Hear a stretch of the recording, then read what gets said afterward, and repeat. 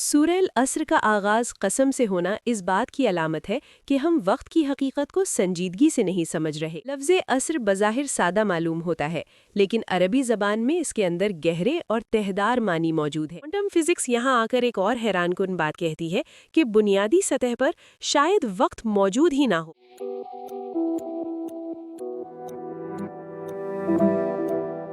अल्लाह ने वक्त को पैदा किया।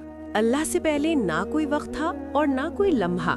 इसी तरह अल्लाह ने जगह को पैदा किया, अल मकान, और अल्लाह से पहले कोई जगह भी मौजूद नहीं थी। वक्त और जगह दोनों अल्लाह की मखलूक हैं और मखलूक कभी खालिक को महदूद नहीं कर सकती।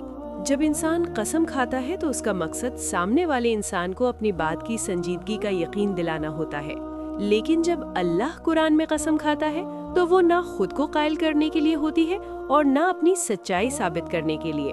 अल्लाह की कसम का मकसद इंसान की तवज्जो एक ऐसी हकीकत की तरफ मबजूल कराना होता है जिसे वो मुसलसल नजरअंदाज करता चला आ रहा है।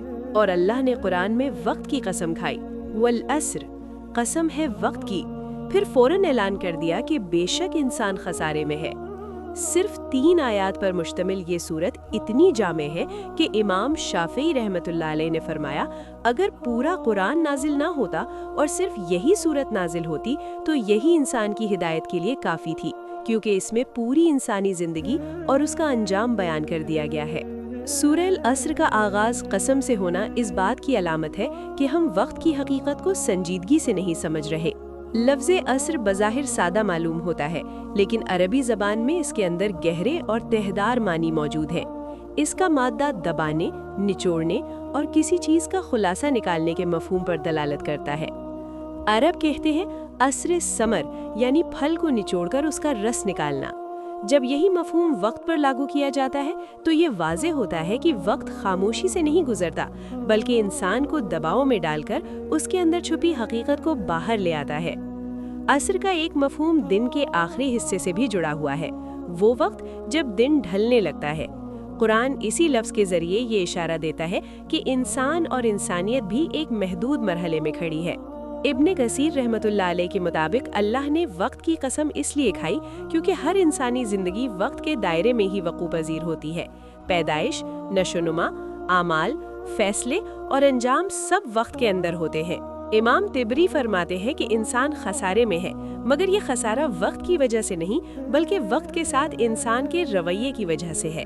हर गुजरता लम्हा ज़िंदगी का वो हिस्सा है जो कभी वापस नहीं आएगा। फ़खरुद्दीन राज़ी कहते हैं कि इंसान के लिए वक्त से ज़्यादा कीमती कोई चीज़ नहीं, क्योंकि वक्त ही दरअसल ज़िंदगी है। वक्त ज़ाया करना ज़िंदगी ज़ाया करना है। यहाँ जदीद साइंस भी एक हैरानकुन हकीकत बयान करती है। इंसान हमेशा ये समझता रहा कि वक्त सबके लिए एक जैसा होता है, लेकिन आइंस्टाइन के नज़रिया इज़ाफ़ियत ने इस तस्वर को तोड़ दिया। उसके मुताबिक वक्त मुतलक नहीं, रफ्तार बढ़ने से वक्त सुस्त हो जाता है और कशिशे सक़्ल बढ़ने से भी वक्त की रफ्तार कम हो जाती है। खला में मौजूद सैटेलाइट्स का वक्त ज़मीन से मुख्तलिफ चलता है, इसीलिए GPS निज़ाम को मुसलसल दुरुस्त किया जाता है। इसका मतलब ये है कि कायनात एक घड़ी पर नहीं चल रही, हर जगह, हर सितारा और हर सैयारा अपने अलग वक्त के साथ मौजूद है। जदीद कॉस्मोलॉजी के मुताबिक बिग बैंग के साथ ही वक्त और खला दोनों का आगाज हुआ। जब वक्त ही मौजूद नहीं था तो पहले का तस्वर भी बेमानी है। इसीलिए ये सवाल कि अल्लाह तख्लीक से पहले क्या कर रहा था, दरअसल गलत सवाल है, क्योंकि पहले का लफ्ज वक्त के अंदर मानी रखता है और वक्त अभी पैदा ही नहीं हुआ था। कुरान जब कहता है कुन फयकून, तो वो वक्त के अंदर होने वाला वाक़या बयान नहीं करता, बल्कि वक्त की इब्तिदा को जाहिर करता है। क्वांटम फिजिक्स यहाँ आकर एक और हैरानकुन बात कहती है कि बुनियादी सतह पर शायद वक्त मौजूद ही ना हो, बल्कि वक्त एक उभरता हुआ तस्वर हो, यानी असल हकीकत वक्त से मावरा हो सकती है।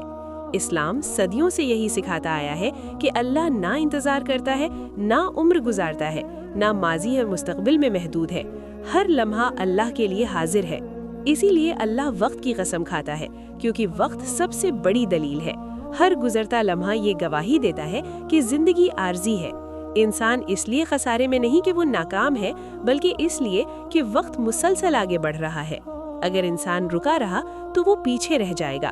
سورہ العصر وقت کے انتظام کا سبق نہیں بلکہ ایک کائناتی حقیقت کا اعلان ہے۔ وقت وہ قانون ہے جو ہر انسانی زندگی پر حاوی ہے اور اسی لیے اللہ نے وقت کی قسم کھائی۔